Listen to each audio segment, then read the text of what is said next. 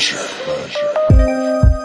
sit here stuck inside my head, remembering you and I analyze all those things you said. You told me you love me, you kissed and you hugged me, then you smiled, you look in my eyes and tell me that you'll always be right there.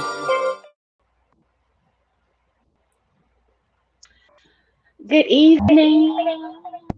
Good evening, and welcome to another episode of PGC After Dark with the Crazy Rich Aunties. And I am your girl, Leo Rochelle. And we got none other than Auntie Sassy Bay, Gina Marie in the building tonight. It is us two, per usual. And we're hoping that you're tuning in, relaxing, and getting ready to enjoy your Friday evening with us because this conversation isn't like our normal conversations. Tonight we're talking about desire isn't automatic, it's built, while low libido might not be the problem. Okay? So that libido might not be the issue here. Hey girl, hey girl, hey Hey, honey. how you How you doing, doing? mama? I'm good. How are you? I'm good, honey bun. Excited for this conversation because I feel like it's gonna be really good. Yeah. Um, how was your day today? Today it was a long day. Long. I'm glad it's over with. How was your day? Um, my day was a little bit of combination of a few highs and a few lows, but it was still a good day overall. So I'm not gonna complain. Still a good day overall. Um, and I've been looking forward to this conversation all day. I've been looking forward to the topic, but I also been excited too because today is the anniversary of PGC. We've been celebrating 7 years. 7 years today, y'all. 7 years today. And that is absolutely amazing. I am filled with so much joy, excitement, but also, if I'm being honest, I'm filled with a lot of uncertainty, but also it's not the bad uncertainty. It's definitely the um I'm excited to see how far we could go kind of uncertainty. Um so let's see. Is it still doing it? No, not now. Because it was Okay. like making like, I don't know, weird noises in Oh, it between. might have been that little reaction thing I was doing with the little clapping. 'Cause I can do those on here. But it does sound a little off when that little sound come on. So That that was might have been it. It's doing it now? it's like the audio was jumping. I don't hear it. It's weird. It is. Is it okay now though? Yeah, it's okay. Okay. It may be my earbuds, so if it keeps doing it, then I'll try to see without my earbuds. But I hope all is well with everybody. Thank y'all for tuning in. Sounds like it's burping. That's Yeah. weird. Yeah. Hey y'all. Okay. Is it still doing it? No. Okay. I can't hear. Let me see. Maybe it might have been my earbuds. So I don't know. Is it better now though? Yes. Okay, it might have been my earbuds. But we gonna tap into this conversation. Thank y'all for letting me know because I couldn't hear it on my end. So I'm glad y'all said something. Um, thank y'all for letting me know. We're getting ready to hop into this conversation tonight. It is an important one. And I think it's really important. It's a really important conversation to have because one of the biggest things that we think about when we think about people not being intimate or having the desire to be intimate, we automatically think it has something to do with our libido, or that it has something to do with um, our sex drive or any of those kind of things. And that's usually where the thought process goes when it comes to um, when we feel like we don't want to have sex, and we're Yes. trying to figure out like what's going on, what's happening, is is my girl broke? And I know that that's happened to me before. Like, is my girl broke? Is my boo, what's going on? Miss Mamas, what's happening? And Right. so um that had been a thing for me. And honestly, I had to do a lot of deep diving to figure out what was really going on, what happened to, or what was going on with my body, what was going on with my spirit, what was going on within my mind. And one of the things that I recognized is that I was just mentally overloaded. That plays a big part. That plays a big I part. have been mentally overloaded, exhausted physically, spiritually, financially, and in every way possible. I was exhausted and still trying to grow, build, do, show up, be present, and all of those kind of things. And so you recognize that while you're trying to do all of these life things and all of these events and everything else, you are burning the candle at both Of ends. ends. And even though it may not feel like it, that's exactly what it's doing. So I was concerned. And I was so concerned that I made a doctor's appointment because I'm Oh, like, what's going on? Um, since I turned 40, my hormones have been like oonsin, okay? They've been ready. They've been ready. And so to have that feeling of not desiring it, not wanting it, but also on the flip side, when I have the high highs of really wanting it, it will be like, but I ain't got nobody to call, so yeah. Know that feeling. cool.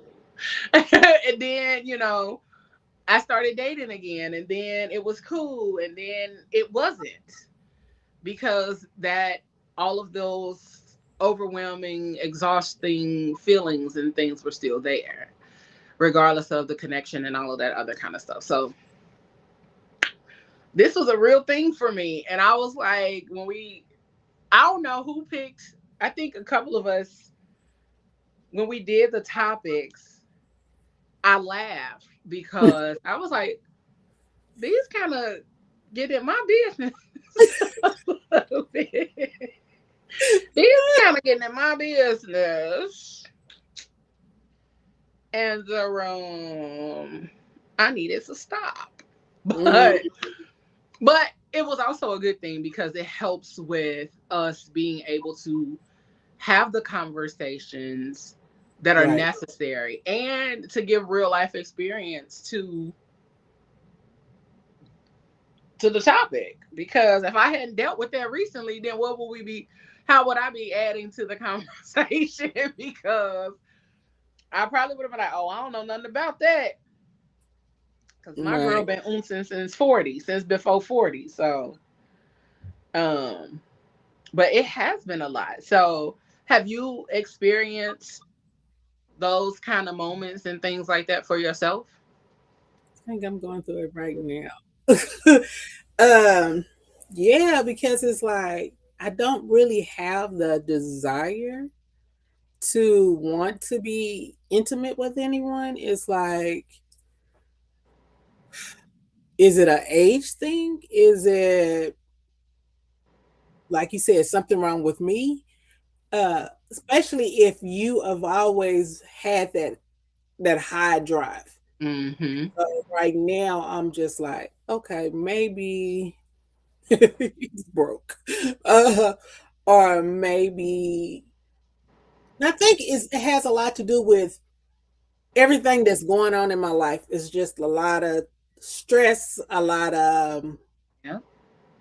um because I have seizures, so a lot of medical issues that I have to deal with. So it's like everything that's intimate or anything like that, I think is my mind is saying, baby, you got to go on the back burner until we get this Mm-hmm. right here straight. And then once we get this straight, then we'll let loose. But right Yeah. now, but it still doesn't stop you from wanting to like wonder what's going on. What's wrong with me? Am I broke? And it's just not it. It's just life happens, and it's just that's one of the things that comes along with Mm-hmm. life. It is. And I think a lot of times we aren't allowed the spaces to have these kind of conversations or talk about the fears of getting older, or our sex drive or all of those kind of things because, first of all, our parents didn't tell us about none of this, Amen. Mm-mm. and so now we're sitting here like, some go on, the older we get, we like, is my body falling apart? But then we realize, or when we get to our doctors, or when we have conversations with our friends or older women or other women just in general, then we start to learn that this may be something that happens across the board. It may not just be just because you've gotten older. It may just be something that that you never experienced, and so now you are, and you're like, that's what's happening. Mm. So one of the things that I did want to tap into initially, and first and foremost, is the myth of spontaneous desire, because that's not a real thing. It's not a real thing. The spontaneity of desire is not a real thing. So society treats spontaneous desire as the normal type of arousal, and it's not. Okay. Research shows that many people, especially women, experience responsive desire instead. And so I'm going to break it Break it down. down. So, Damn. spontaneous desire looks like, spontaneous desire shows up first, comes from internal arousal, and feels sudden or random. Okay. So Okay. you see your partner and you're suddenly turned on. That's spontaneous desire. This is what most of the time is portrayed in society overall, is the spontaneous desire. On movies and TV and all of those kind of things. They think that they put that out there in the world as though that is the Norm.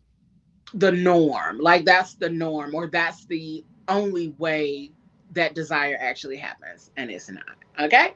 So, responsive desire appears after stimulation or connection begins and needs context, safety, and attention.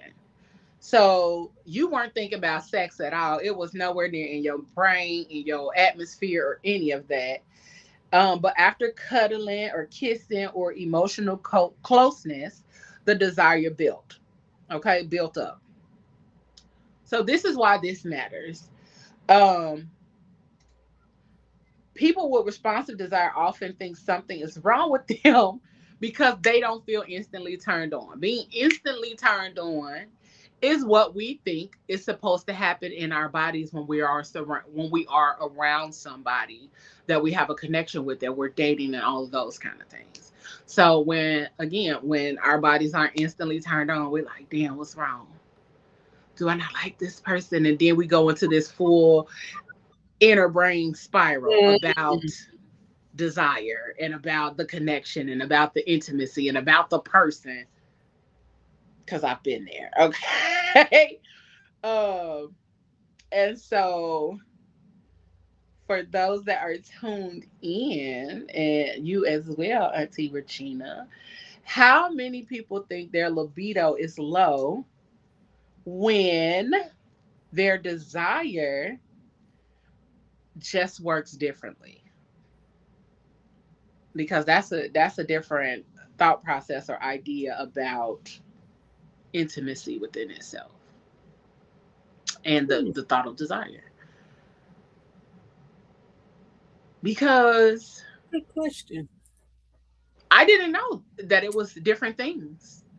I didn't know that there were different categories of desire. Right. You know, I didn't know that that was a thing.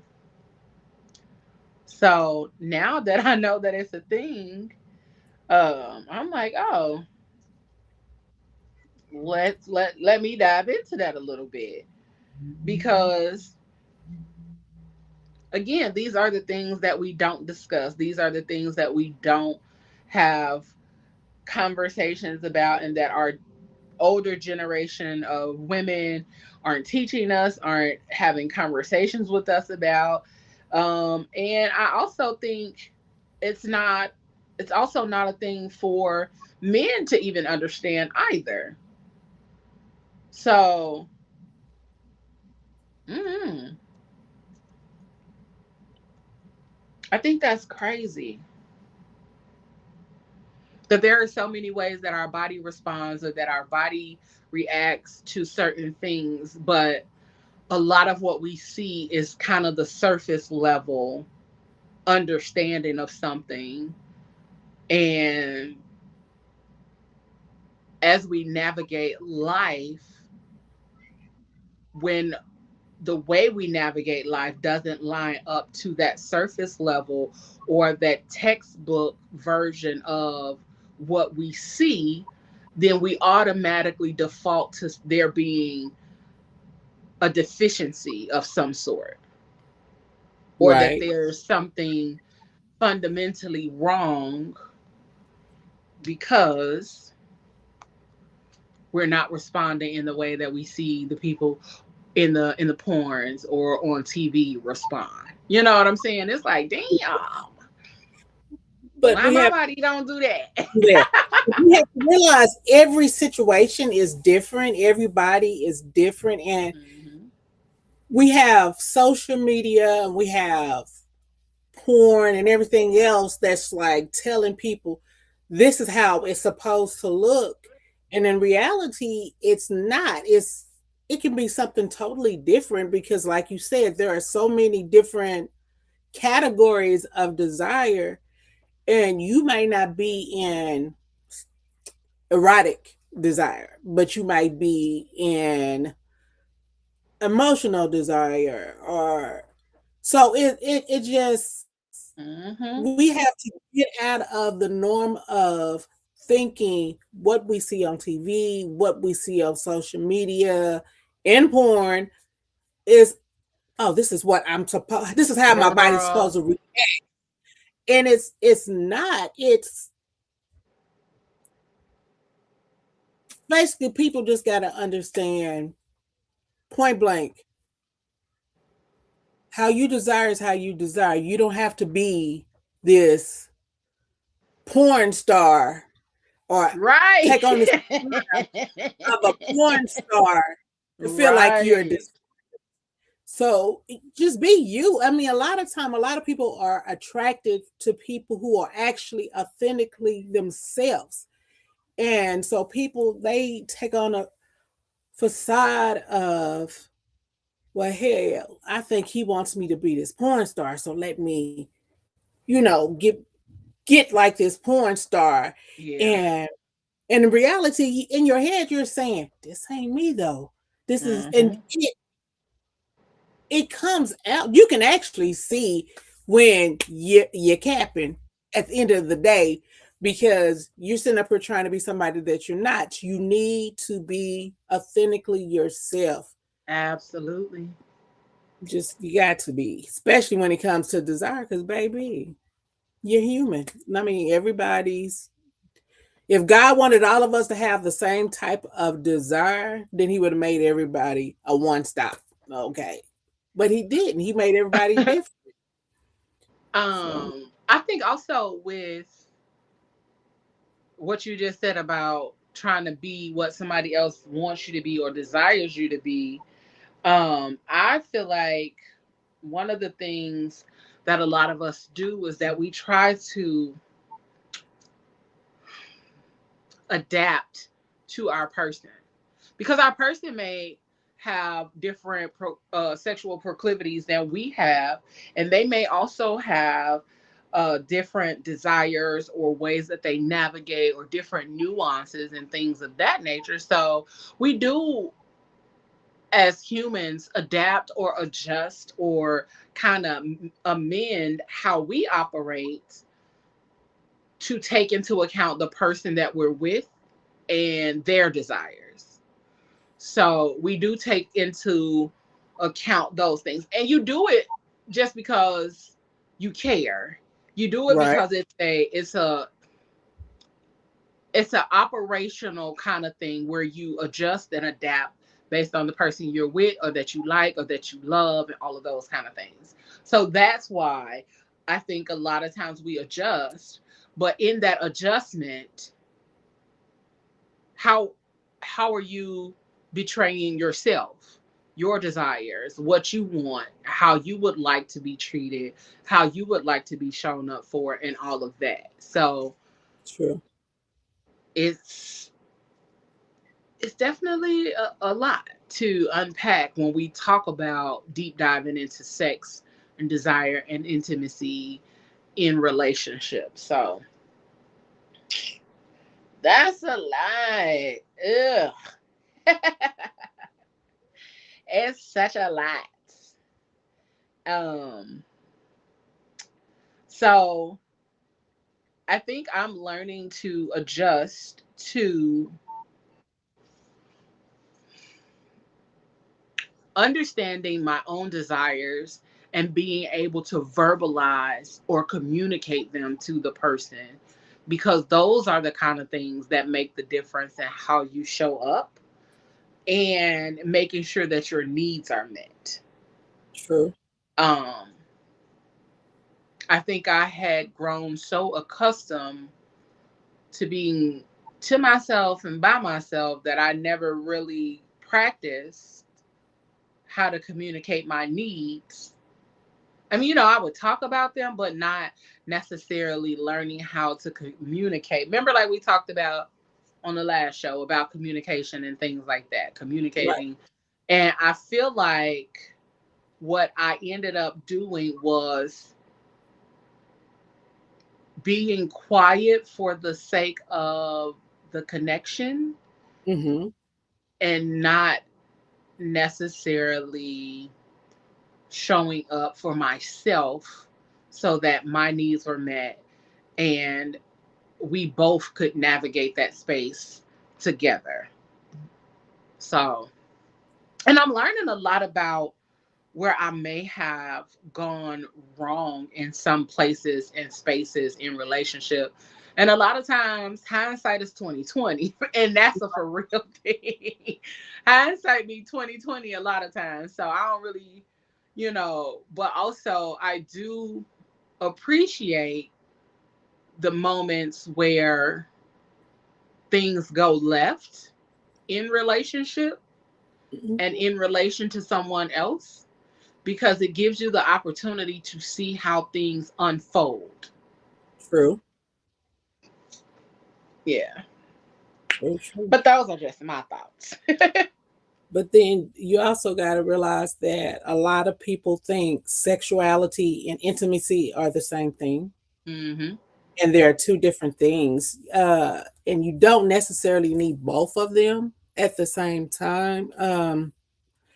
You can have one without the other. You just need to learn the difference, because sexuality is all about physical attraction, erotic energy, sexual expressions, and baby, you can do without having any kind of connection or anything with a person. But then when you get to the intimacy is about feeling deeply seen, Yep. safe, and emotionally connected with someone. So it's heart driven and it's nervous system based. And I didn't know that. And I was like, oh, okay. Because me myself, I used to think sexual and intimacy were hand in One hand, and the same. one and the same. But as you deep dive into it, you learn a lot because you were like, wait a minute, I thought they were the same, but then they're not. And so it's good to know the difference. Mm-hmm. So then that'll help you in the long run because you'll be like, this is not intimacy. It's just sexual. I just want to do this just to do it. I don't feel no kind of deep connection or anything. I just want to get my rocks off and I just want to get my rocks off. see you later, alligator. But I'm glad we're having this conversation. I'm really glad because it's needed. Yeah. And I think it's important just because we don't sit back and think about those things. We don't sit back and think about what you just said as far as like sexuality and desire or intimacy being one and the same. Because Mm-hmm. oftentimes that's how it's presented. Right. Even when we watch movies and we look at how they have sex at movies, and I laugh a lot of times because I'll be watching a TV show or a movie and I'll see some shit that they're doing sexually, and I'll be like, I ain't never did that shit, when, Right. when people Right. when people are having sex and then next thing you know they fall on the bed and both of them fall on the bed together. It's like, what position was y'all in that y'all ended up falling on the bed together It's like that? Or did y'all unhook and then fell on the bed together? But even still, one didn't fall before the other. So what was y'all doing? But then also, a lot of times now, the sex scenes look so fake. They generic. look rehearsed. Mm-hmm. They sound rehearsed.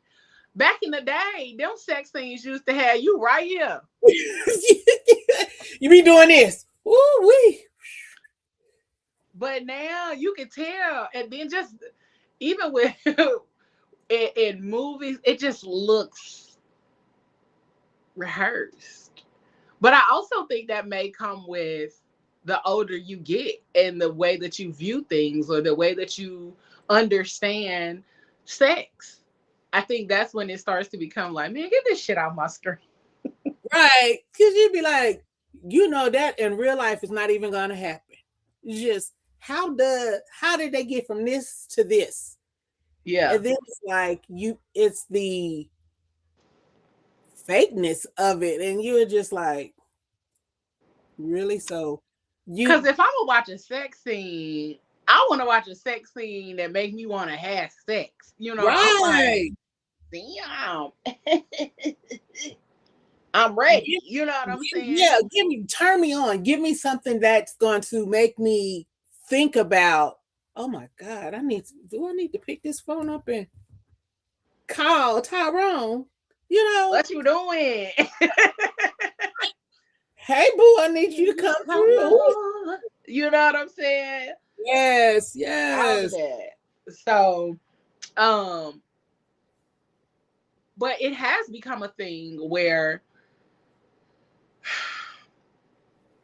a lot more people are being open and honest about these kinds of things. We are paying more attention to how we navigate spaces with each other and how we show up for ourselves. And I know for me, and I think that's part of why my day kind of had the highs and lows that it had, was because I had the opportunity to recognize quite a few things over the last couple of weeks. And I think they kind of came to a head today with the celebration of things, the, like I said, 15 years in media, 7 years of PGC, all of the things that we've been doing, growing, and all of that. But then also recognizing that I thought at this point in my life, I would have been somebody's wife, but also if not a wife, at least somebody's little girlfriend or something. But you know, um, and that's the realization of it all, is that as we get older, we are being more honest about how we show up, who we are, where we are. And I've learned so much about myself in this period of me being sat down that I don't want to not show up for me in the way that I need to show up for me. I want to Mhm. show up for me because showing up for me allows me to be honest about what I desire, what I need, what I want, how I want people to show up for me, and how I would like to be treated moving forward. Right. Because being a people pleaser, a former people pleaser, I still have people pleasing tendencies. And I'm learning against that because bleh, it's disgusting.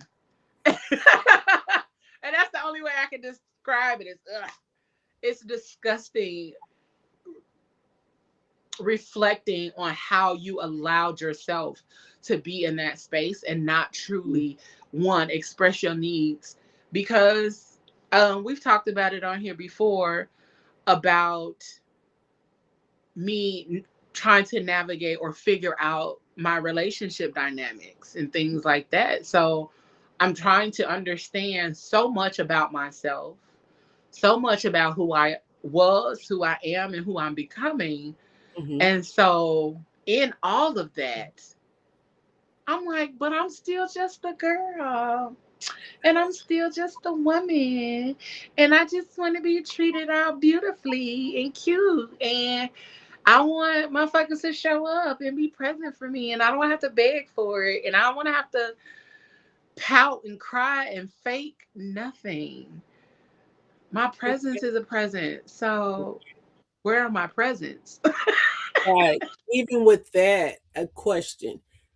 Do you find yourself sometimes, even though you know what now you're learning what you want, do you find yourself sometimes like scared of once you get it, how you'll react to it? I mean, because for me, I know I do. Like I've been asking and praying God to send me somebody who is touchy feely, who is not ashamed to show themselves to you, just you know what I'm saying, just present. Whatever you need, they got it, you know, Mhm. they're and now because I've met a little friend and he's exactly that. And I am so like, whoa, wait a minute. Hold up. Cause it's And like, and that reaction comes from the fact that now, and I just watched a video earlier, oh my God, and it talked about the reason that we respond in that way is because now we have to allow ourselves to fully be seen.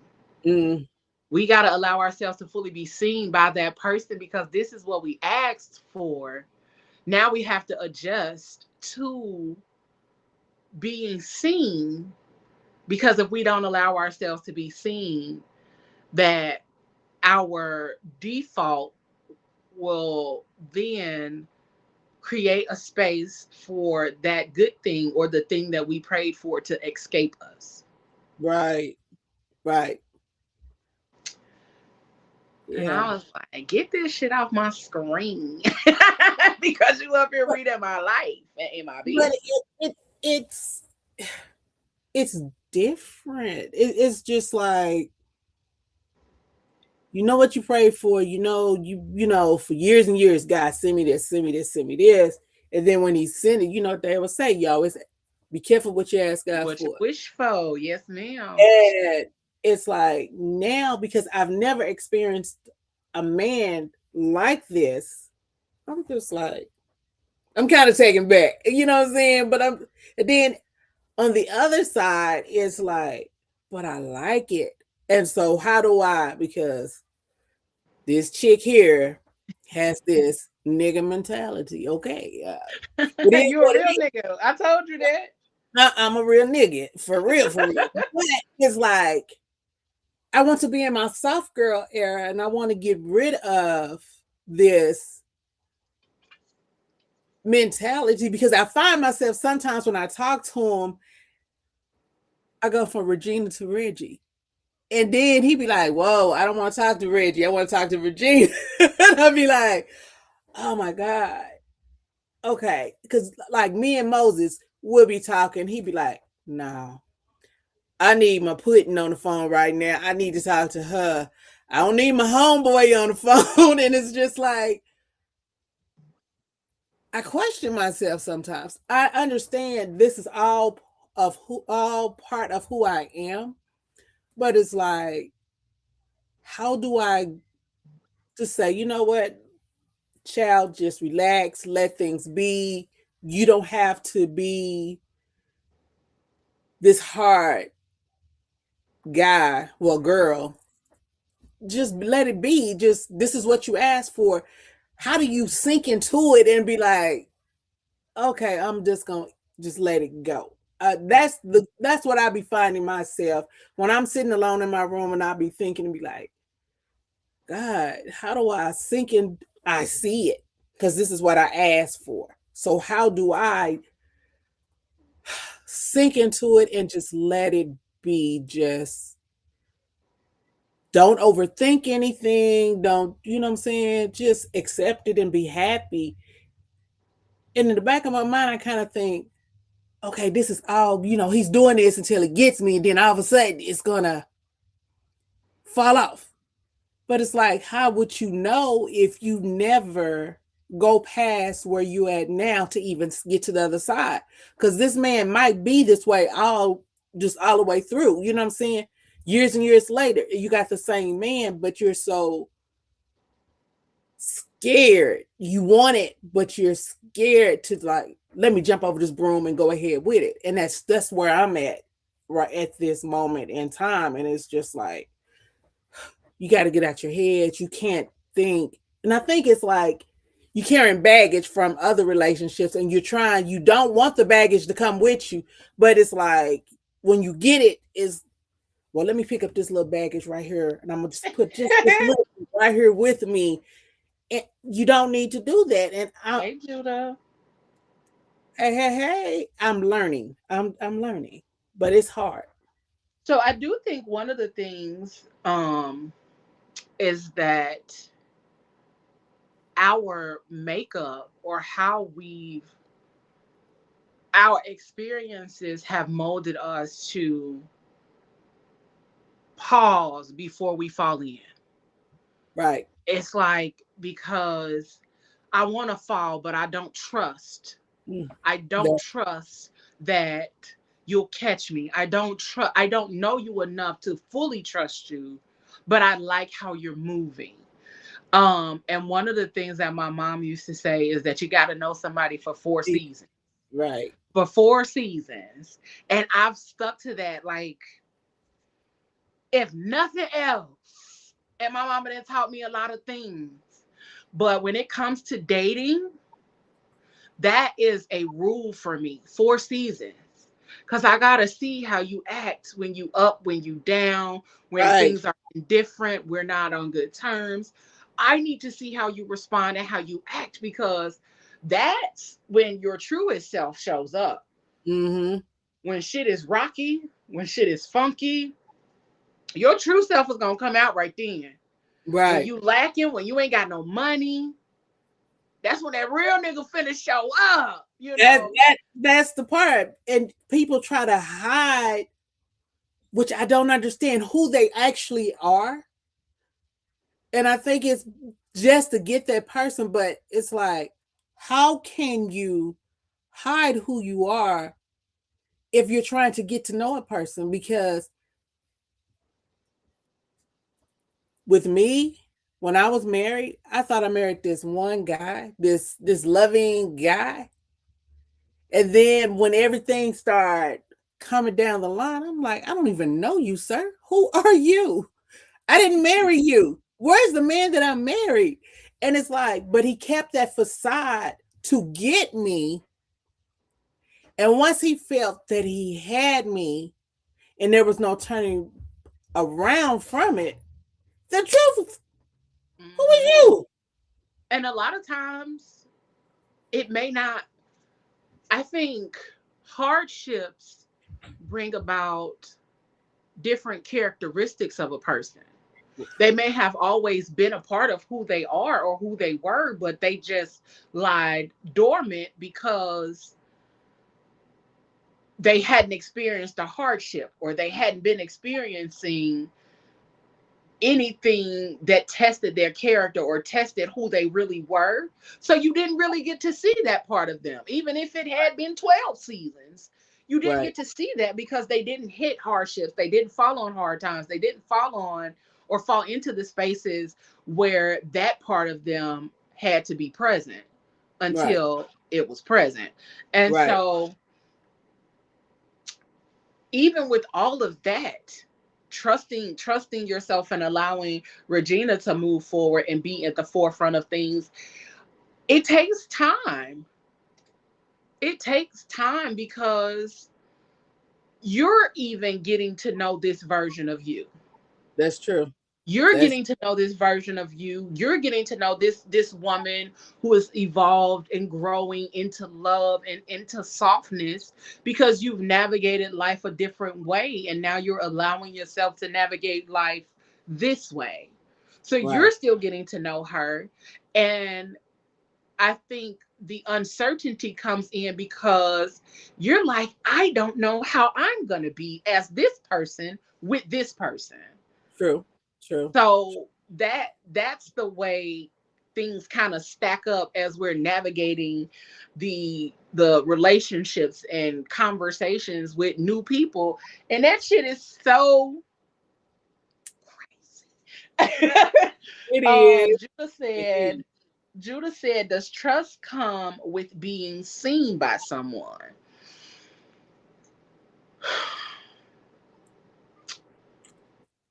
For me, trust comes along with the actions, not just whether or not you see me. Mm-hmm. So you could fully see me, but the way the actions line up and the way that I'm allowed, uh, the way the actions line up and the way that I'm allowed to be seen in that space. Because I don't know how you see me all the time. You know what I'm saying? Sometimes you don't know how somebody views you all the time. Right. So you may be like, well, I don't know. So I think the trust comes in. Trust is built. That's Trust it. is built over time. Trust Through is consistency. built with connection. Trust is built in conversation. Trust is built in action. So trust is layered. It doesn't just have, just because you see me doesn't mean that I trust you. Or just because I feel seen doesn't mean that I trust you. It means that I feel seen and I'm learning to trust you. So I think it's in layers. That's just my thought. I think it's in layers. Yep, because it's like you got to have the time. You got to be consistent actions, emotional safety. All of this Yep. will bring about the trust uh, when it comes to building experiences with another person. And you got to understand that trust is built. A lot of people think trust is built by big moments, but sometimes it's built by small It's moments. the little ones. It's the little things that matter the most, and people don't understand. If you're a type of person who loves forehead kisses like I do, I think that is so intimate. To kiss me on my forehead Mm-hmm. is, and for your partner to understand this is what you like and they continue to do that, Yep. that is something that opens you up. You'd be like, oh, okay. You see me, you understand me, and Mm-hmm.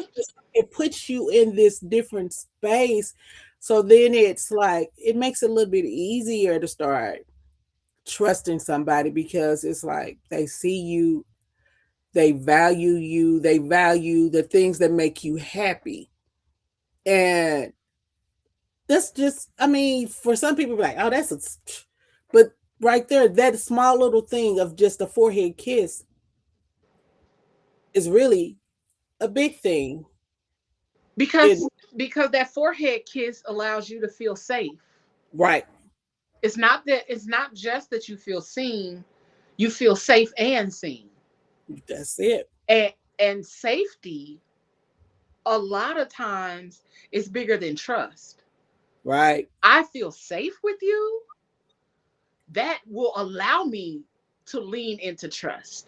I Yes. feel That's it. safe, that'll allow me to lean into softness. I feel Mm-hmm. safe, it'll allow me to lean into wild girl territory.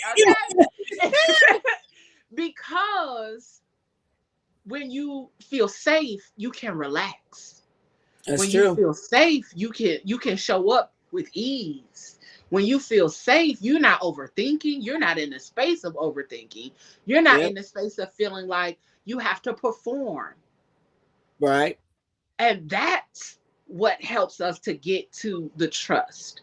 Because I could be seen, okay. Okay, I get it. You see me, but what else? Because I could be seen all day long, but if I don't feel safe, Yep. I'm still my shoulders is still up here. And my Yeah. body is still restricting, and everything within me is like, I know you see me, but nigga, I still don't feel safe. And That's it. sometimes that's the part. That's what people overlook or don't lean into. And then we talk about we talk about desire. Safety allows for that desire or those desires to unfold. I can't fully engage in sex or sexual intimacy with you if I don't feel safe, because my Mm, body is like, bitch, what we doing? yep. But that also has a lot to do with your nervous system. And the people don't understand because your nervous system, it decides too what goes on because Oh, baby, that nervous system gonna tell you before any other part of your anything body. else. Because it's like you trust isn't just logical, it's your body, it's what your body senses. Your Mm-hmm. nervous system, it watches for signals. And it's just like the tone of the voice, the body Yeah. language, the emotional reactions, whether you feel relaxed or guarded around someone. So it's like people overlook sometimes the what the body is telling them, and so, you better listen to your body because your body can tell you a lot. And It's your like body will go through those ups and downs. ups Your and nervous downs. system will go through Yes, those ups and downs yes, because you're like, okay, today was a good day. Today not a good day. Today was a good day. Today not a good day. right. Yesterday was a good day. Today not a good day. Oh, we had a good week. It's not a good week this week. And every day we've been arguing and we've been on top of each other's heads. Hmm. And now my nervous system is overloaded Yes, because there are so many ups and downs. right. Anisha said, trust the process. Now that you have asked God for it, now ask God to release Reggie and Yes, move Regina to the front. yes, honey. Yes, yes. Ramita said, baby, listen. When the one you asked for shows up, now you got to ask to grow into being seen and allow yourself to be loved. Ask me how I know. I don't have to ask you how you know, because I know how you know. Mhm. um, and Judah said that's true about hardships. And he said, thank you for this conversation. You're very welcome. Um, Thanks for being here. and does safety make the sex good? Yes, Safety allows for exploration, which will then make sex good. yes, If I'm not safe, or if I don't feel safe, and I don't feel I can trust you or myself, my body is not gonna. restricted. Mm-hmm. Mm-hmm. And I don't just mean my body, I mean every part of me, her too. She Yes. like, girl, What you trying to do? What you trying to no. do? She be like, girl, I'm not doing this. Mm-hmm.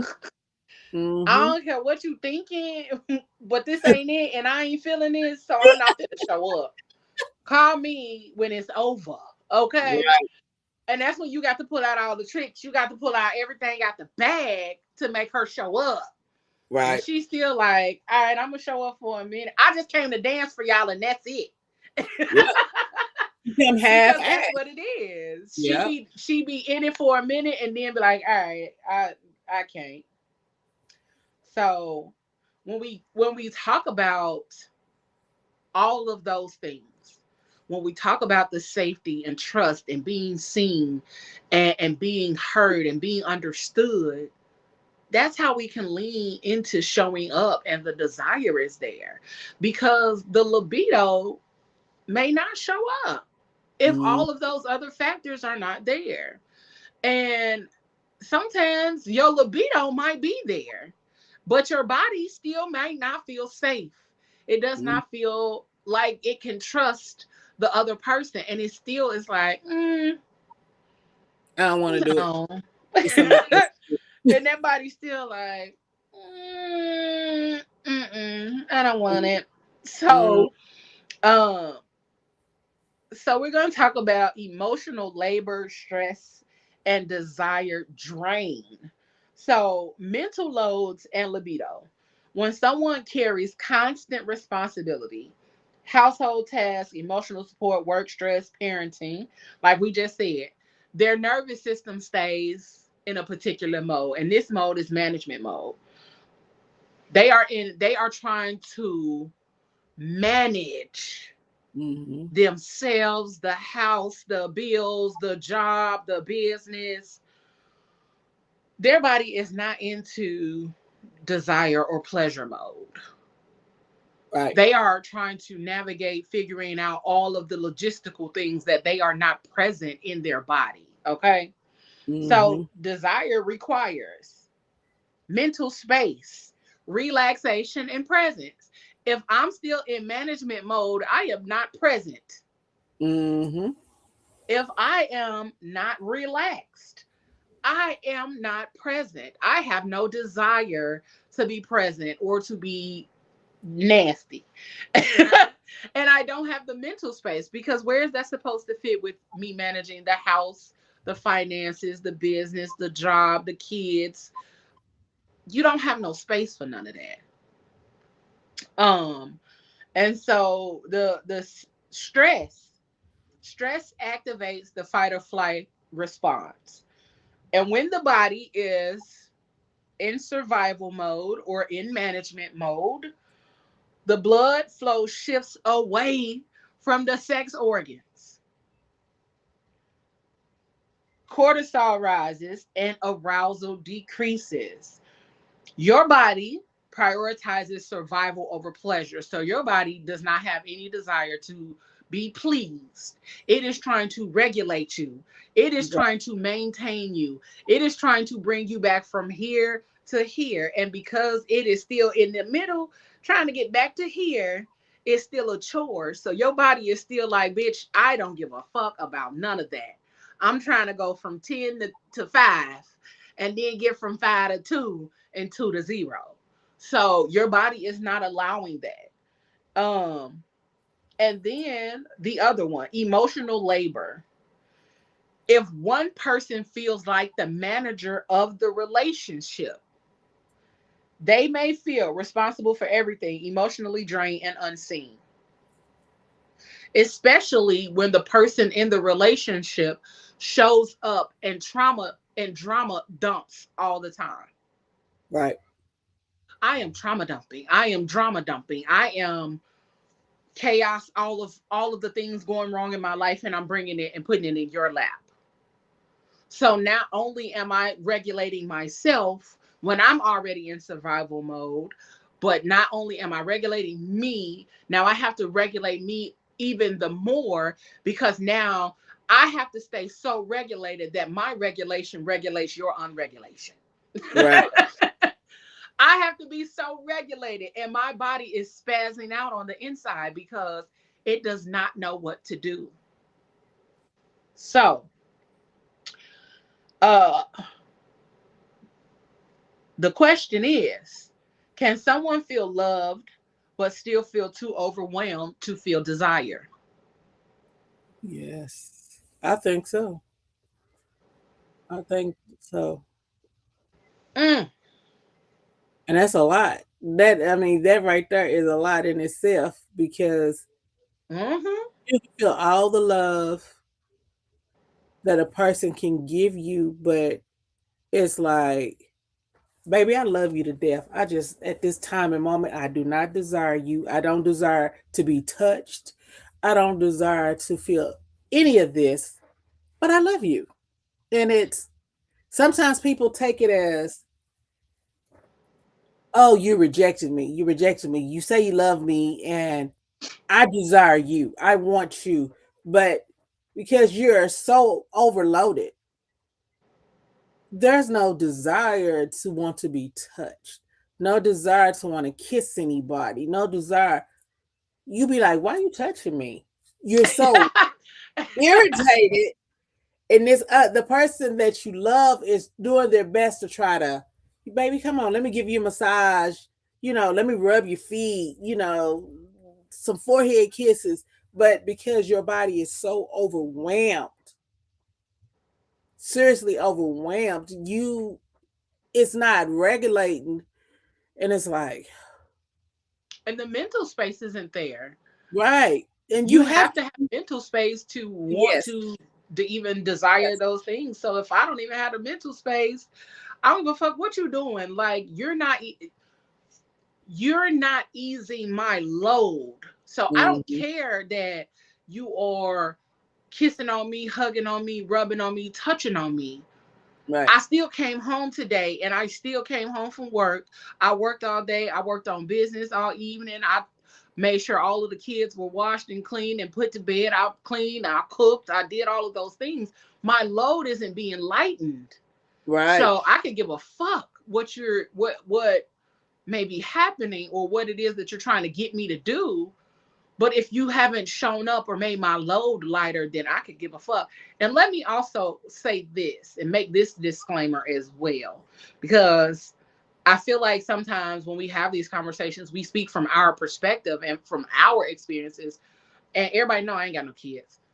So the whole thing about making sure the kids get to bed and all of that, that's just an example of conversations I've had and what I've witnessed. Mm, But that does not always mean that that's the woman, mm-hmm, because there are some men who operate and navigate in that way as well. They work all day, they come home, they do all of the things to make sure the kids are taken care of, and they feed and they cook and they clean and all of those things. And then some woman may be trying to climb on top of that man, like, let's do it. And he like, girl, no. and then she'd be like, So who is she? Who you sleeping with besides me?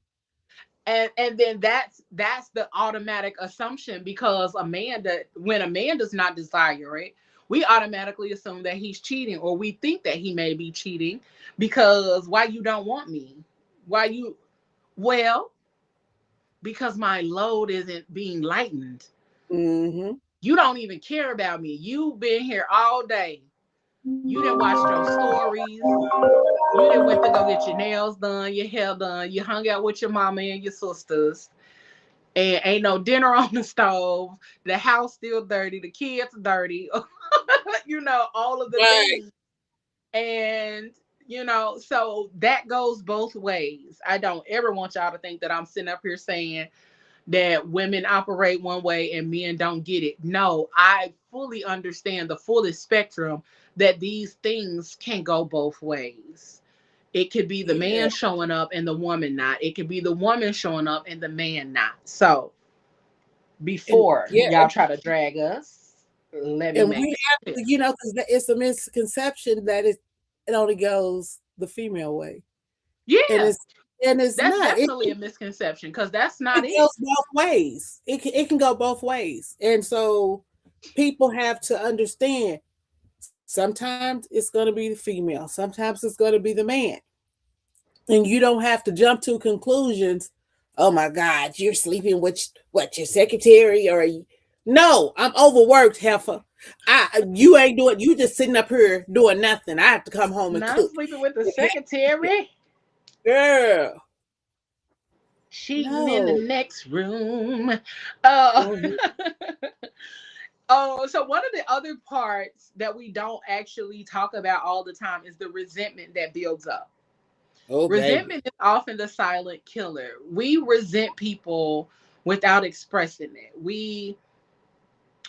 When we don't express or don't have conversations that aid in the understanding of one another, resentment builds. And resentment can be a one sided thing. I resent you for not loving me. I resent you for not cuddling me, not caring for me, not showing up for me, not calling me pretty. And all of those things can build resentment. I resent you for all of that. So now I'm frustrated. And that's what resentment is. Resentment is unexpressed frustration plus repeated disappointment. Unexpressed frustration plus repeated disappointment is what resentment is. So if I haven't expressed my frustration, plus you continue to disappoint me, now I'm resentful of you. And so That how resentment shows up sexually is people often say, I just don't feel attracted anymore. The real issue is feeling unappreciated, unsupported, and unresolved conflict. So attraction is deeply tied to emotional experience. So if you aren't having a well-rounded emotional experience with that person and you don't feel seen or heard, or you don't feel safe enough to express in order for you to be heard, then you end up with a lot of resentment. that's true. Um so it's very hard for somebody to feel sexually drawn to someone you feel emotionally disconnected from. That also includes initiation. If I don't understand you, I'm trying to learn you, I all of these things, I cannot initiate when I don't feel safe, seen, heard, appreciated, or desired. Because regardless of all of the other things, if I do not feel desired, or if I do not feel safe or seen or valued or appreciated outside of the nuances, then what does that bring me to? Being resentful. And also, if I'm already at my capacity for all the things going on, then yeah, it's gonna be a lot of shit not getting done. Baby. But um here are some ways that you can build desire intentionally. If desire doesn't appear automatically, couples can create the conditions for it. And that means you care because you are really actively working to build the conditions for the relationship to still grow and evolve and change. And that's what matters.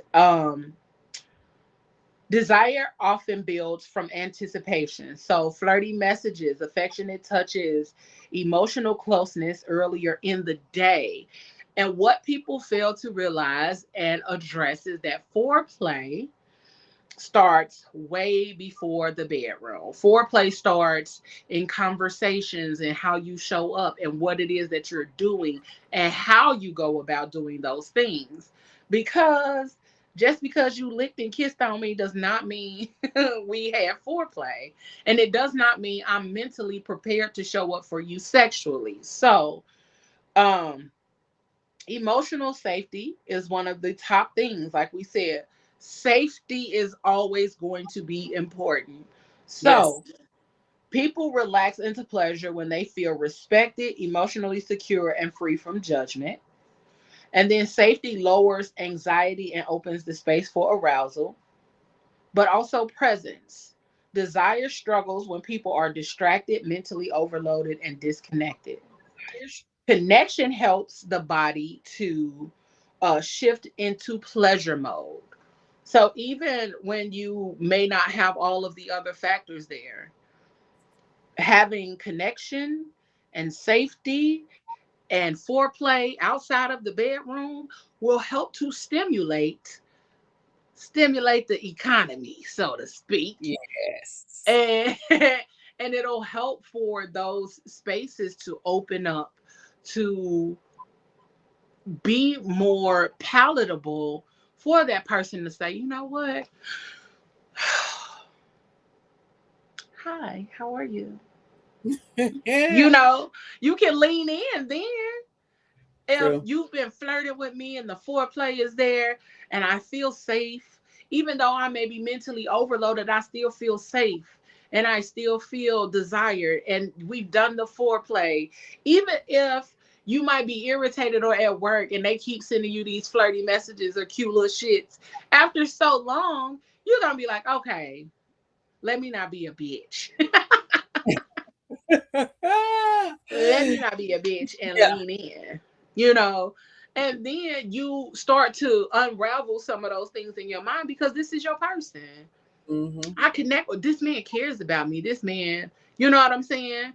And so then you can get back into the thought of the connection being at the forefront of things. So I think those are the things that people need to be focused on and really truly lean into that. Yep. I don't know who that is. um, I'm glad you care. I know who um, that is. oh, cause I'm like, I don't know who that is, but hey. Um, but leaning into those things will allow for you to take your guard down, truly open yourself up, truly lean in, and then reflect on the person so that you can have the conversations about what it is that you're not feeling or how you're not feeling seen or desired, or even talking about how heavy your load is, because if Yes. you aren't expressing Yes. it, then that person doesn't know, so they cannot show up for you in a way that you may need them to because you haven't expressed it, and you've built up this resentment because you haven't expressed it but have the expectation for them to understand. That's true. That's true. So That's it's a lot. It's a lot of layers. It's a lot of layers but it to also all of that. comes down to people's. I'm always gonna say it always comes down to communication. You have to have those hard conversations. Yeah. And if you're not willing to have the conversation, especially if you're in a relationship and the other party is feeling like you're not desiring them, not wanting them because you're overloaded, you Hmm. sometimes you just gotta like, baby, sit down. We gotta have this conversation. Look, I am so overloaded with everything that's going on at work, at home. I need a little help. And if you want me to give you a little, you know what I'm saying? Give you a little something, A something. little I Miss Nasty time. yes, I need you to lighten my load. You know what I'm Hmm. saying? Just help me get to a space where I can get my desire back and want to be, intimate with you, wanting to be the person that you need. And it's like, but if you don't speak on it and you just be like, look, I don't feel like it, don't touch me, I don't want none of that. I don't need none of that right now. I got too much going on. That it comes down to how you say it. It comes down to I'm just going to go back to communicating. You have to communicate. You have to have these hard Yeah. conversations.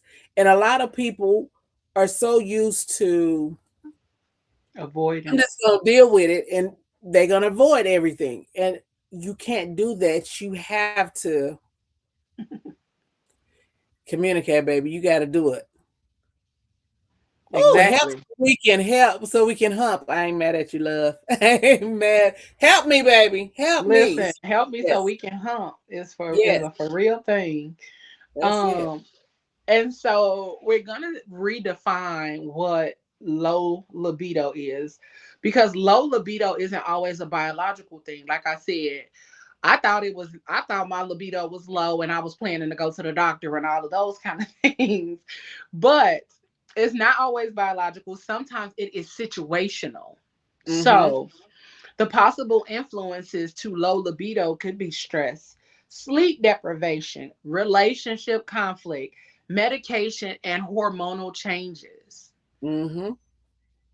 Once you reach a certain age, your body starts changing hormonally in ways that you did not know it was doing or changing.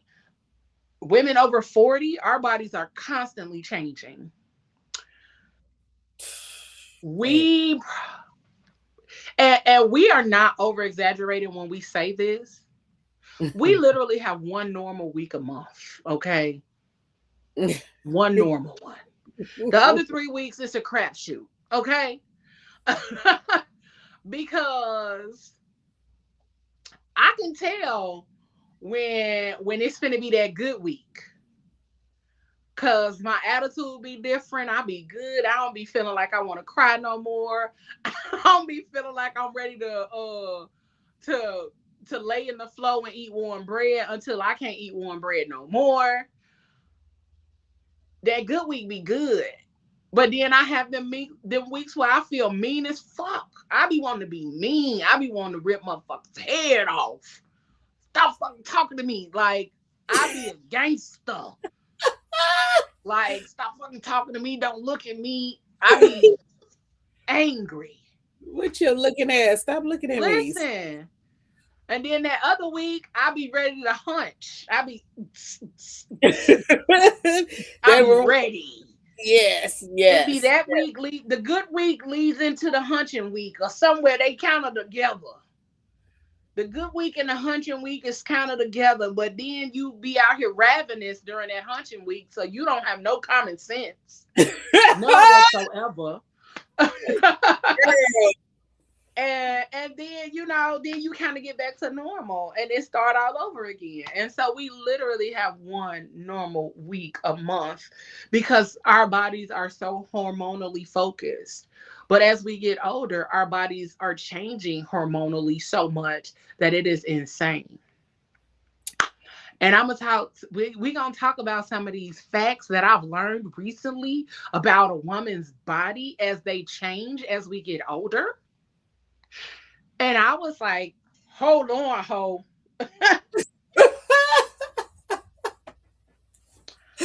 Because nobody told me. And one of them is that your girl could tighten up so tight that you got to go to the doctor for those kind of things. But also, the inners and outers can shrivel up. Baby, it was so much information. I was like, I didn't need to know that about her. Put it back. Put that book back on the shelf. Put it back on the shelf. Put it back on the shelf. Put it back, because I didn't need to know all of that. But the important thing becomes, is the issue physical, emotional, or relational? So you have to decide or figure out why the libido is low. Because it could be physical, it could be emotional, but it also could be relational. And so we do have to tap into that and understand how we are showing up in that space. And desire is contextual. Desire responds to the environment. Mm-hmm.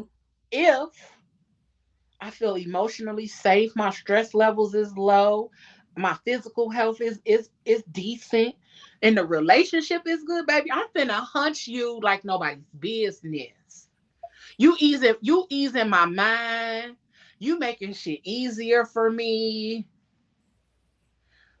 Our relationship is good. We can talk. We can navigate the spaces, the weird spaces, the heavy ones together, and we can get through that shit.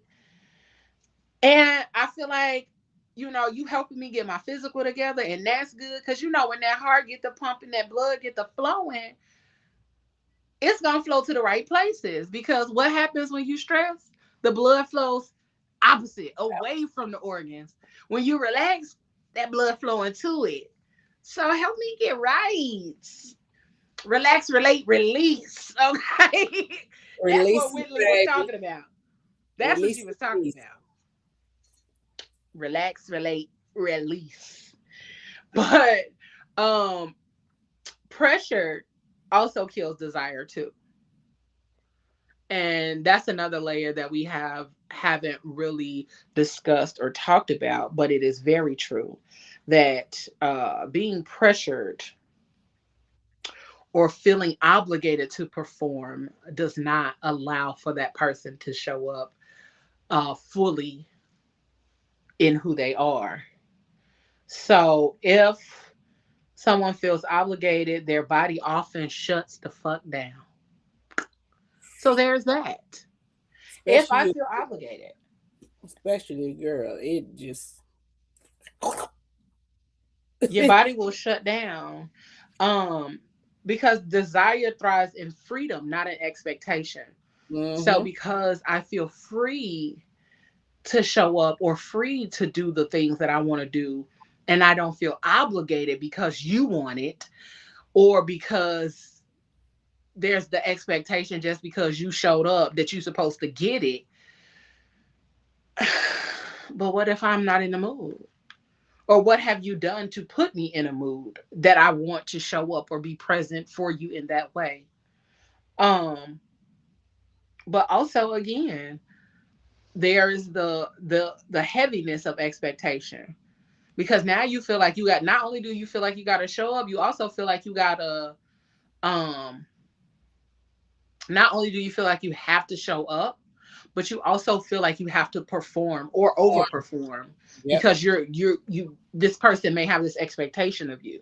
So it takes away the fun, it takes away the ability for you um to flow.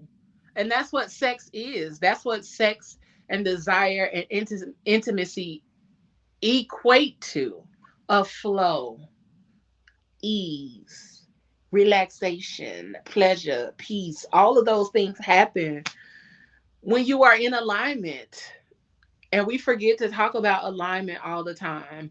But one of the things that I have learned more than anything is that if you are not in alignment, all of the other things that are necessary for a relationship to feel safe, or you to feel seen, or for you to feel like you want to step into desire, it will never happen.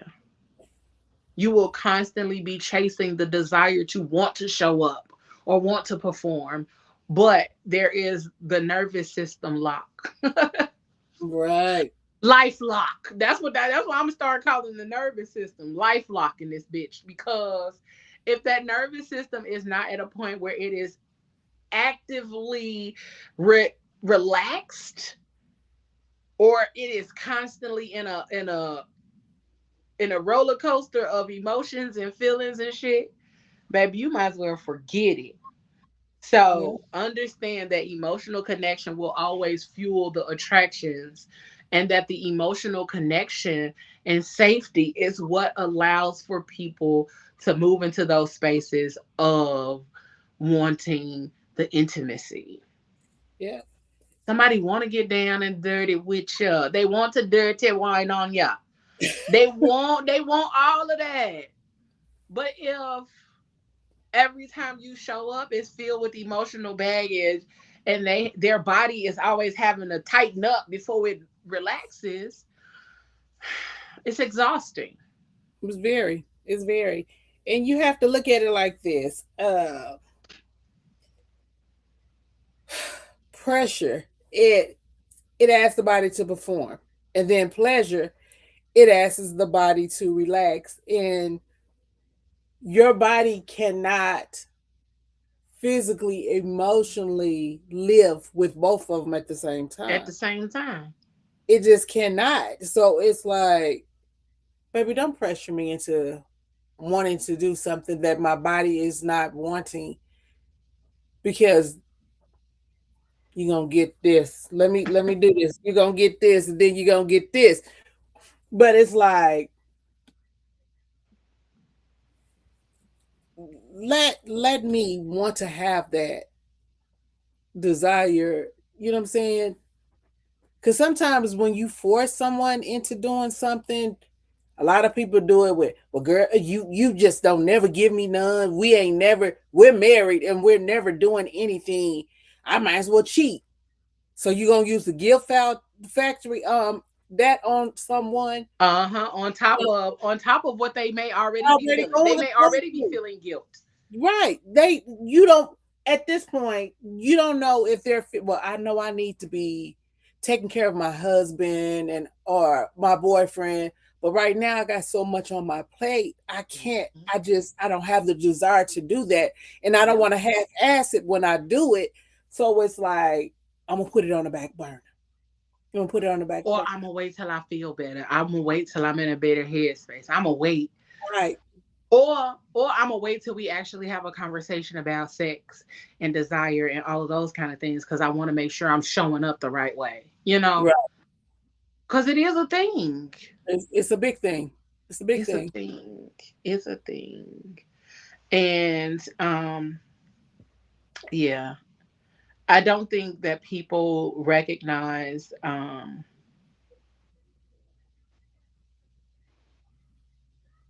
how hard it is sometimes to show up or to be present or to get out of your head That part. because of what life is showing you or how things have showing up in your life at that moment. But it is hard. It is very hard to navigate those spaces. And so we be trying to learn, we be trying to do all the things that help us to show up and be present. But it is hard. It is a really hard thing. And I don't think people fully give other people the credit, um, or give people the understanding that they may need in order to fully show up.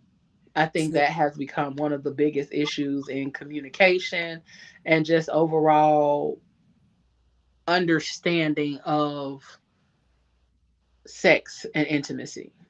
Like, I don't think people get it. It's true. I don't. I don't think people get it. I don't think people are willing to understand or even willing to try to understand what ways the lack of emotional safety and care and concern, how they show up sexually for people. But you So got it out. gets hard.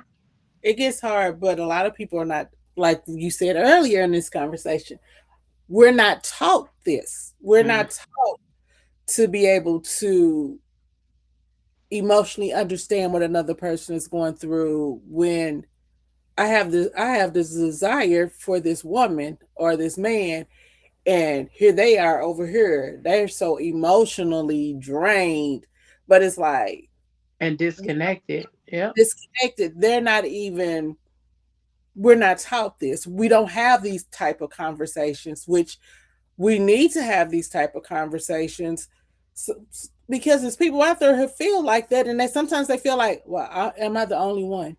I'm not Hmm. the only one feeling this way. So it's good to have these conversations. It's good to bring these issues to the forefront, and then people, are not out there. Well, I'm the only one. No, baby, you're not the only one. It's a lot of Hmm. people out here feeling the same way. It's just they're scared to talk about it. They're scared to express it, and it's like, so they deal with it. And a lot of people are afraid of the rejection. We don't ever really talk about that.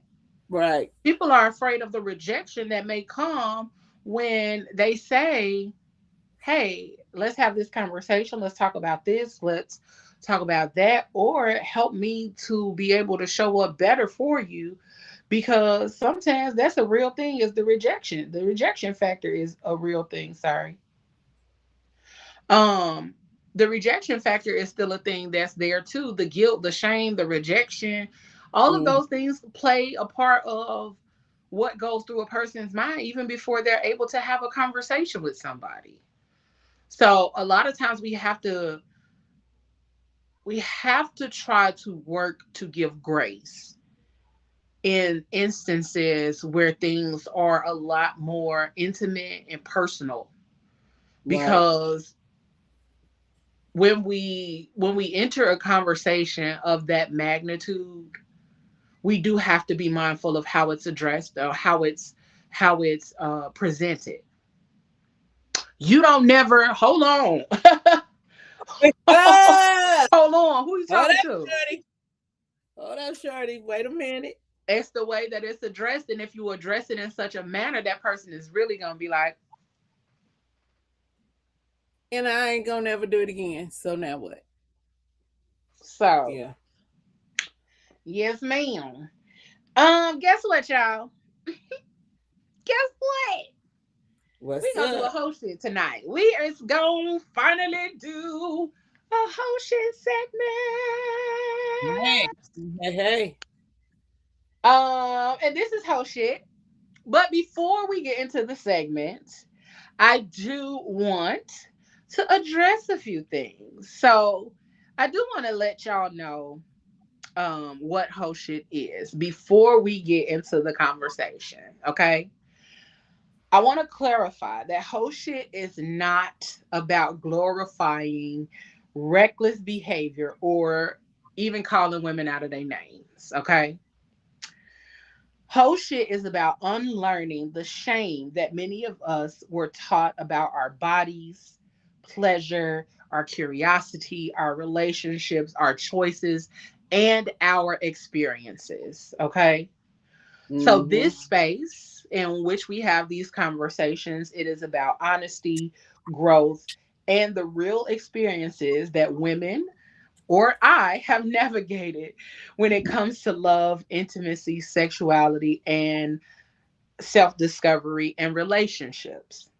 So sometimes the stories are funny, sometimes they're messy, sometimes they're what the fuck moments, and sometimes they are very, very healing. But they are always honest, and that's what whole shit is about. Okay. I definitely wanted to make sure that I had an explanation and that I told you all what whole shit was about before we tapped into it on tonight. Okay? Because what I don't want anybody to walk away thinking is that this is a segment that is calling anybody out of their name. No, this segment is about who? It's about me. It ain't about nobody else. This segment is about me, and I may at some point have people to write in and talk about their experiences when it comes to certain topics and things of that nature. But I definitely want you all to fully understand why it is what it is, but it is about a woman in growth and learning and unlearning. Okay? All right. Okay.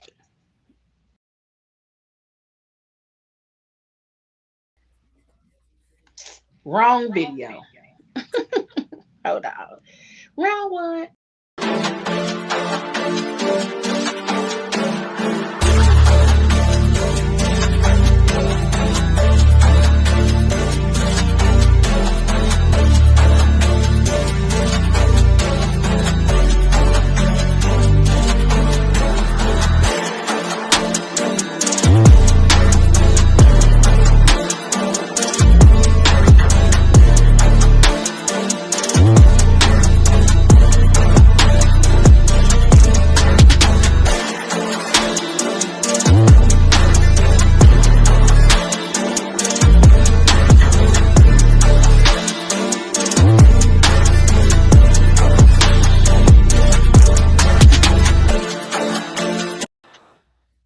All right. Mm. So tonight. Oh, I'm nervous. This is my first one. This is my first one. Be gentle with me. No, I'm just kidding. But so this is whole shit. The part of the show where keep it real about the wild, the reflective, and the grown lessons that come from both. Okay. So since we are talking about desire and things of that nature, I decided to share a little bit. Um, that there was a situation that I was in where technically there was nothing wrong. There was a connection, all of the things, but um like I said earlier, I mean, I've talked about some of the things as we've been talking about desire, because I did have to make a doctor's appointment, because I did think something was wrong with me, because I did really become concerned about how I showed up sexually, how I showed up mentally, how I showed up in every way possible in this connection, or in this, I can't say it was a relationship because it wasn't a relationship. But one of the things that truly, truly triggered me was because I have always been a woman that is willing to explore, willing to tap in and figure it out. And I'm willing to try anything once, twice to be sure, three times to make sure that it wasn't a fluke. Okay. And that's who I've become, and that's what I've learned. But even over time, I started to regress back into my bubble. And so in this situationship is what I will call it, is that I wanted to show up. I wanted to be present. I wanted to initiate, and I wanted to be the wild and all the things that we would say or talk about, or all of those kind of things. But when the opportunities presented themselves, I'd be like, never mind. And reason being would simply be because of the overthinking, because of this person's nuances, because of this person, or the way this person is activated, or their desires are activated. And eventually, over a period of time, what it created for me was a space where my body would shut down, where my body would not show up, where I couldn't show up, where I would just be like, I don't want to have sex. And if we do have sex, you're going to have to initiate, because I don't know what you want from me. I don't know how to show up in this space. But it never felt safe enough to address it. It never felt safe enough to have a conversation about it. It never felt safe enough where I could actually say, I really want to be a monster. I really want to be a throat goat. I really want to be uh Leo the dominatrix, whatever. But I cannot, because, like we said, I was emotionally, mentally, physically, financially, and spiritually overloaded. I was actively still building my brands, PGC and the Leo Rochelle brand, while navigating life's challenges. Still trying to show up for myself, still trying to be present, still trying to physically show up. And also, they would show up with their baggage. Mm. So for me, I vowed to myself that I will never be in a space where my body is telling me something consistently, and my body is showing up and telling me every time. I will never betray myself in that way again. I will never not be in alignment. I will never not pay attention to my needs in a situation moving forward. When you betray yourself consistently, your body does not know how to trust you. Your mind does not know how to trust you. You don't know how to lean into yourself in order to understand what you enjoy or what you like in those spaces. So it makes it easier for you outside of those kind of situations or relationships Now you question yourself when it comes to every fucking thing. You are looking for outside validation because you now don't know how to trust your own thoughts or your own feelings, or you aren't willing to take risks anymore because you are so in your head about everything. The lesson, though, in all of that is to never betray yourself. Mhm. Trust what you feel. Trust what your body feels. Trust what your body is telling you. And when it come down to sex, trust what your organs is telling you. Okay? Because if that thing ain't doing what she normally be doing, baby, listen. Baby. Okay. Um, if she's not showing up, you don't want to show up. And then in the midst of, you are constantly thinking, Mhm. should I moan? Should I say something? If I say something, what should I say? Because I don't want to sound stupid. Because, you know, Mhm. trust what you feel. And it does not mean that the person is a bad person. It just means that you aren't aligned with that person. And alignment is going to be the key factor moving forward in everything. If we are not aligned, if we are not safe, I don't care. I don't give a fuck how much I like you as a person. If I do not feel emotionally safe, fuck you. Mhm. And it's okay to not be in alignment with everybody. You can like a person, you can love a person, you can still show up for them. But a lot of times, if we are not in alignment, we would end up fucking somebody who we were supposed to build a business with. We will end up fucking somebody who we were supposed to be best friends, or we were supposed to build a friendship, or we were just supposed to be in connection to help each other build our network. So paying attention and being in alignment and not being so willing and open to hop into a connection just because it feels good. No, pay attention. Be aware, be present in those experiences, and don't allow yourself to betray yourself so much that you are a willing participant in performing and not actively actually showing up.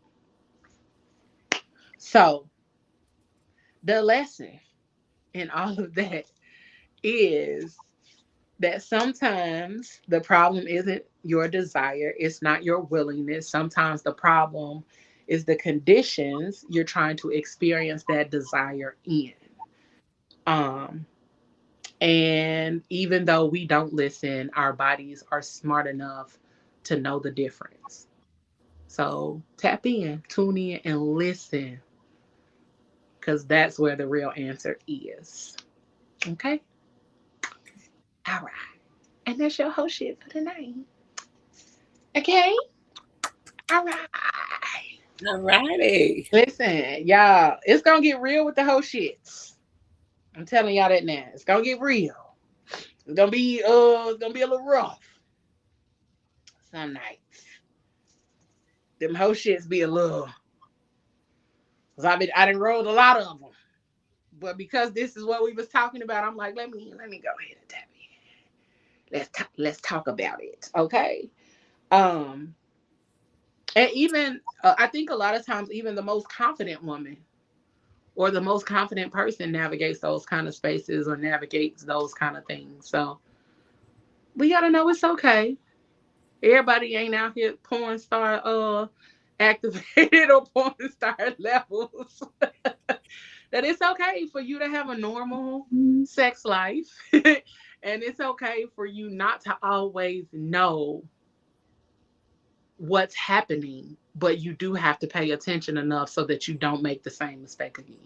So, and I'm glad I did. I'm glad I paid attention. I'm glad that I navigated the space differently. And I'm glad that I'm willing at this point to express it, even though it's still very fresh.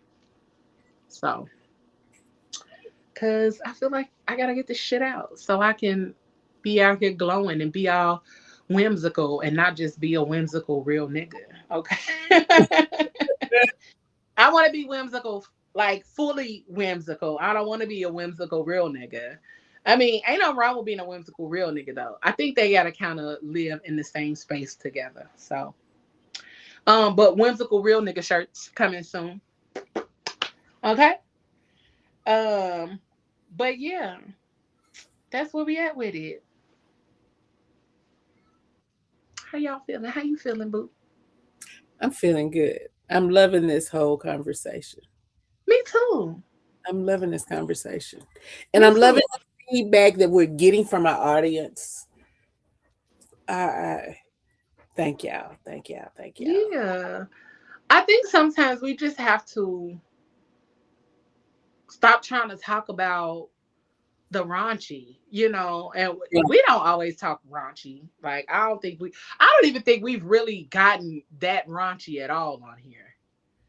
I mean, we could, but I don't think we really have. I think the conversations that we have had always end up being informative and very like real life experiences Right. because even if we are out here being raunchy, there was a lesson in it or there was something tied to that raunchiness or something. It Right. was something that so I think we've had some really great conversations on PGC After Dark across the board, but I definitely feel like lately the conversations have been a little more grounded, a little more real, and a little more open to um, who we truly are. Right. I think that's been the biggest thing for me, though, and I love it. I'm excited to see Yeah. more of the conversations, and I hope y'all are too. I hope y'all excited. And we They're really more thank y'all for tapping relatable. in, spending y'all They're, Friday with us. they're Um, more relatable, and people can actually be like, yeah, this, I know what they're talking about. So, mm-hmm. yeah. Yeah. And I love this. I love that that we can take the cape off and really just talk about who we truly are as women and who we truly are in these spaces. But also, fellas, we want y'all to come on here too. We want y'all to tap in with us because we want to hear y'all side. We want to hear y'all input and all of that good stuff. So if you would like to be a guest, um, I am going to drop our form link in the comments. So you can be a guest on PGC After Dark. Our link will take you to a form. You can fill it out and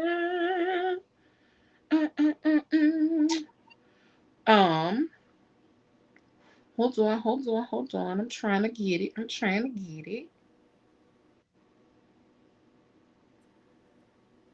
There we go. But or you can go to our link tree. It's also on our link tree. So you can go to I can put the form here, or you can go to our link tree. It is hold on, I can put that up.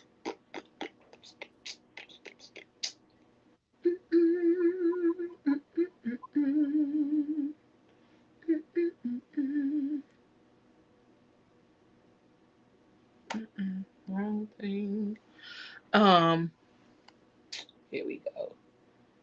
There we go. If you click the link here where it says join our email list, if you screenshot this, you should be able to tap that QR code and it'll take you to our link tree where you will see the link for the guest form on our link tree. And then you would be able to fill it out there. And then that way you can tap in with us and we will get the email once you fill out the form and it will allow us to review your information. It'll allow you to also go to our Calendly and you will be able to pick a date that you would like to come on the show. And then we will follow up with information on what the show topic will be about on that day and time and all of that good stuff. Okay. So, like I said, I was over here building systems and stuff, which is why I was mentally overloaded. But but it's a good thing. It's a good thing. It's a good reason. Uh, So I think that's all we got for tonight. I think that's all we got for tonight. Next week we come back. Auntie Regina gonna do her segment. It's gonna be bomb, and I know it. So be prepared for the moving forward after next week that you will see our segments and we will be having our conversations per usual. So let's just have a good time, guys. We hope you are enjoying the conversations and let us know what things you would like for us to talk about here. If you got ideas or topics that you would like for us to address, shoot us a inbox if you're friends with myself or Regina, or you can, again, send us an email, PGC After Dark podcast at gmail.com, and we will get back to you. Okay. Or you can send the email to the Fat Girl Chronicles podcast at gmail.com or the Fat Girl Chronicles at gmail.com. We got all kind of email addresses, so you can't say you couldn't get with us. Okay. We got several. PGC Media Code at gmail.com. Connect with us however you need to. But we are here. We have all the ways for you to connect with us. Stay tuned. Make sure you subscribe to the YouTube channel and check us out on all of your podcast streaming platforms because that's where we are and that's how you can check us out. But also, keep in tune. We got really dope stuff coming up with PGC. And soon you will see 2 new shows popping up on your timeline and feed on the PGC platform as we continue to build it out. And check us out on TikTok because starting in 2 weeks, I will be going live with podcasting information throughout the day so that you all can, if you are looking to start your podcast, the information that I give on our TikTok will start to help you with some of those things, okay? But more information coming on coaching and all of those dope things from yours truly in podcasting, courses, all of that good stuff. So stay tuned. And our store is open, but I got to fix something before y'all can go on there, okay? I just learned about it today. So I got to fix it before y'all can go on there and get the purchasing. But you can always go look at it, shop.thefatgirlchronicles.com. Okay? All right. I think I gave y'all everything. I think that's it. That's all. Yeah, shop.thefatgirlchronicles.com. So if you need anything, go look on there. And then once y'all know it's live and well, then y'all can get the ordering. But it's up and it's getting ready to be stuck. So we hope y'all have a great evening. We want to thank you all for tuning in and enjoying this conversation on this Friday. We thank you for your time, your energy, your comments, and all of the dope things. We thank y'all. We ask one thing before you go, though. Whatever you do, always keep it sexy, classy, and cool. Because anything else will be uncivilized. We love y'all. We hope y'all have an amazing evening. And we about this thing, y'all. Bye. Trust. Dependence. Love. Respect. Passion.